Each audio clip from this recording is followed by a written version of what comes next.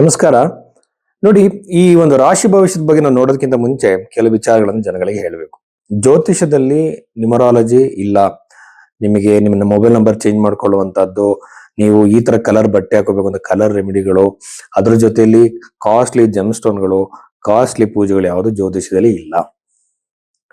ಅದೇ ತರ ನಿಮ್ಮ ಭವಿಷ್ಯವನ್ನು ಹೇಳಬೇಕು ಅಂದ್ರೆ ನಿಮ್ಮ ಲಗ್ನ, ನಿಮ್ಮ ಜಾತಕ ಮತ್ತು ನಿಮ್ಮ ಹಸ್ತರೇಖೆಗಳನ್ನ ಎರಡನ್ನೂ ಕಂಬೈನ್ ಮಾಡಬೇಕು. ಯಾಕೆಂತಂದ್ರೆ ನಮ್ಮ ಜಾತಕದಲ್ಲಿ ಹೇಗೆ ಗ್ರಹಗಳಿದೆಯೋ ಹಾಗೆ ಹಸ್ತದಲ್ಲೂ ಕೂಡ ಗ್ರಹಗಳಿದ್ದಾವೆ. ಆ ಗ್ರಹಗಳು ರಾಶಿಗಳು ಕೂಡ ಇದ್ದಾವೆ. ಎರಡನ್ನು ಕಂಬೈನ್ ಮಾಡಬೇಕು. ಈ ಜಾತಕದಲ್ಲಿ ಟೈಮ್ ಮಿಸ್ಟೇಕ್ ಆಗಿದ್ರು, ಡೇಟ್ ಮಿಸ್ಟೇಕ್ ಆಗಿದ್ರು ಸಹ ನಾವು ಹಸ್ತ ಸಾಮುದ್ರಿಕೆಯನ್ನ ಮ್ಯಾಚ್ ಮಾಡಿದಾಗ, ಕಂಬೈನ್ ಮಾಡಿದಾಗ ಬಹಳ ಅಕ್ಯುರೇಟ್ ಆಗಿ ಪ್ರಿಡಿಕ್ಷನ್ ಕೊಡಬಹುದು. ನೀವು ಮದುವೆ ಯಾವಾಗ ಆಗುತ್ತೆ ಅಂತ ಕೇಳಿದಾಗ ಜಾತಕದಲ್ಲೂ ಅದು ಕನ್ಫರ್ಮ್ ಆಗಿ, ಹಸ್ತರೇಖೆಯಲ್ಲೂ ಕನ್ಫರ್ಮ್ ಆಗಿ, ಪ್ರಶ್ನೆ ಶಾಸ್ತ್ರದಲ್ಲೂ ಕನ್ಫರ್ಮ್ ಆಗ್ಬೇಕು. ತುಂಬಾ ಜನ ನಾವು ಜ್ಯೋತಿಷ ಹೇಳ್ತೀವಿ ಅಂತಾರೆ. ಬಟ್ ಜ್ಯೋತಿಷ್ಯದ ಬೇಸಿಕ್ ನಾಲೆಡ್ಜು ತುಂಬಾ ಜ್ಯೋತಿಷರುಗಳಿಗೆ ಇಲ್ಲ. ಒಂದು ಪ್ರೆಡಿಕ್ಷನ್ ಕೊಡೋದು ಹೇಗೆ ಅಂತ ಬಹಳಷ್ಟು ಜನಕ್ಕೆ ಗೊತ್ತಿಲ್ಲ. ಇದು ಒಂದು ಬಹಳ ಸೀರಿಯಸ್ ಆಗಿರುವಂತ ವಿದ್ಯೆ.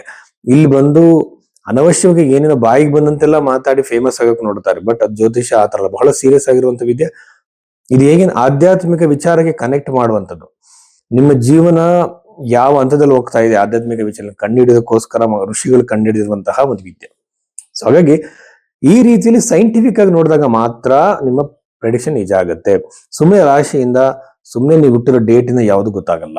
ಸೊ ಇದನ್ನ ತಿಳ್ಕೊಳ್ಳಿ. ಭೈರವಿ ಅಷ್ಟೋದಲ್ಲಿ ಈ ರೀತಿ ಹಸ್ತರೇಖೆ ಮತ್ತು ಜಾತಕ ಎರಡನ್ನು ಕಂಬೈನ್ ಮಾಡಿ ನೋಡೋದಕ್ಕೆ ನೀವು ಕನ್ಸಲ್ಟೇಷನ್ ಬುಕ್ ಮಾಡಿ. ಸಿಂಹ ರಾಶಿ 2026 ಜುಲೈ ತಿಂಗಳ ಈ ವಾರ ಫಲದಲ್ಲಿ ನಾವು ನೋಡೋದಾದ್ರೆ ಸಿಂಹ ರಾಶಿಯಲ್ಲಿ ಜನಿಸಿದಂತವರಿಗೆ ಬಹಳ ಮುಖ್ಯವಾಗಿ ನನಗೆ ಅನಿಸುವಂತದ್ದು, ಕೇತು ಗ್ರಹ ಈ ರಾಶಿಯಲ್ಲಿ ಇರುವಂತದ್ದು ಸಿಂಹ ರಾಶಿಯವರಿಗೆ ಇದು ಬಂದು ವೈವಾಹಿಕ ಜೀವನದಲ್ಲಿ ಕಿರಿಕಿರಿಗಳನ್ನ 100% ಉಂಟು ಮಾಡುತ್ತೆ. ಯಾಕೆಂತಂದ್ರೆ ರಾಹು ಸಪ್ತಮದಲ್ಲಿ, ಕೇತು ರಾಶಿಯಲ್ಲಿ, ಶುಕ್ರ ಗ್ರಹ ಕೂಡ ಕೇತುವಿಂದ ಹಾಳಾಗಿರುವಂತದ್ದು, ಅಫ್ಲಿಕ್ಟೆಡ್ ಅಂತ ನಾವೇನ್ ಕರಿತೀವಿ.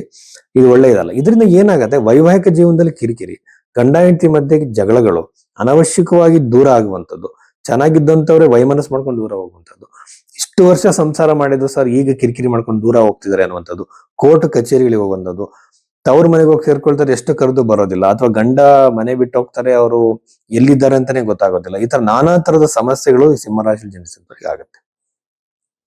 ಎಲ್ರಿಗೂ ಆಗತ್ತ ಅಂದ್ರೆ 100% ಆತರ ಆಗಲ್ಲ. ನಿಮ್ಮ ಜಾತಕದಲ್ಲಿ ಶುಭ ಗ್ರಹಗಳು ಲಗ್ನದಲ್ಲಿ ಅಥವಾ ಸಪ್ತಮದಲ್ಲಿ ಇದ್ದಾಗ ನಿಮ್ಗೆ ಯೂಶುವಲ್ ಆಗಿ ಏನು ಸಮಸ್ಯೆಗಳಾಗಲ್ಲ. ಆಗುವಂಥದ್ದು ಹಾಗೆ ಆಗತ್ತೆ, ಪ್ರಮಾಣದಲ್ಲಿ ಕಡಿಮೆ ಇರುತ್ತೆ. ಈಗ ಹೇಗೆ ಹೇಳ್ಬೋದು, ಡಿವೋರ್ಸ್ ಆಗದಲ್ಲಿ ಇರ್ಬೋದು, ಆ ಮಟ್ಟಿಗೆ ಮುಟ್ಟಿ ವಾಪಸ್ ಬರುತ್ತೆ ನಿಮ್ಮ ಜಾತಕದ ಅನ್ವಯವಾಗಿ. ಬಟ್ ಪ್ರೆಡಿಕ್ಷನ್ ಮಾತ್ರ 100% ನಿಜ ಆಗತ್ತೆ. ಅದರ ಕ್ವಾಂಟಿಟಿಲಿ, ಅದರ ಇಂಟೆನ್ಸಿಟಿಯಲ್ಲಿ ಕಡಿಮೆ ಆಗ್ಬೋದು, ಅದರ ತೀವ್ರತೆಯಲ್ಲಿ. ಹಾಗಾಗಿ ನಿಮ್ಮ ಮನಸ್ಸನ್ನ ಕಂಟ್ರೋಲ್ ಇಟ್ಕೊಂಡು ಸಂಯಮದಿಂದ ನೀವು ವರ್ತಿಸಬೇಕಾಗತ್ತೆ. ಇಲ್ಲಾಂದ್ರೆ ವೈವಾಹಿಕ ಜೀವನದಲ್ಲಿ ಕಿರಿಕಿರಿ ಜಗಳಗಳು ಬಂದು ಅದು ವಿಕೋಪಕ್ಕೆ ಹೋಗಬಹುದು. ನಂತರದಲ್ಲಿ ಪ್ರೇಮಿಗಳಲ್ಲೂ ಕೂಡ ಸಮಸ್ಯೆ. ಎರಡನೇ ಮದುವೆಗೆ ನೀವು ಹುಡುಕಾಟ ಮಾಡುವಾಗ ಎರಡನೇ ಮದುವೆಯಲ್ಲೂ ಕೂಡ ನಿಮಗೆ ಸಮಸ್ಯೆಗಳಾಗ್ಬೋದು.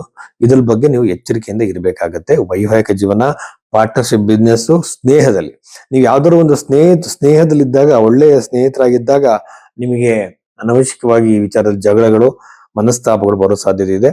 ಮಾತಿನಲ್ಲಿ ಹಿಡಿತ ಇರಲಿ.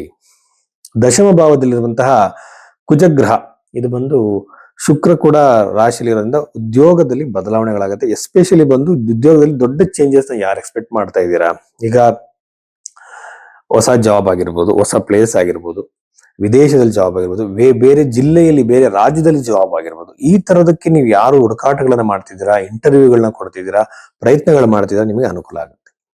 ಶುಕ್ರ ಗ್ರಹ ಕೇತುವಿಂದ ಇರೋದ್ರಿಂದ ನಿಮ್ಗೆ ಏನಾಗುತ್ತೆ ಅಂತಂದ್ರೆ ಯೂಶುವಲ್ ಆಗಿ ಪ್ರೇಮಿಗಳಲ್ಲಿ ಅನವಶ್ಯಕ ವಿಚಾರಕ್ಕೆ ಅನುಮಾನದಿಂದ, ಅಸೂಯೆಯಿಂದ ನಿಮ್ಮಿಬ್ಬರು ದೂರ ಆಗುವಂತ ಸಾಧ್ಯತೆ ಇರುತ್ತೆ ಸಿಂಹರಾಶಿ ಜನಿಸಿದಂತಹ ವ್ಯಕ್ತಿಗಳಿಗೆ.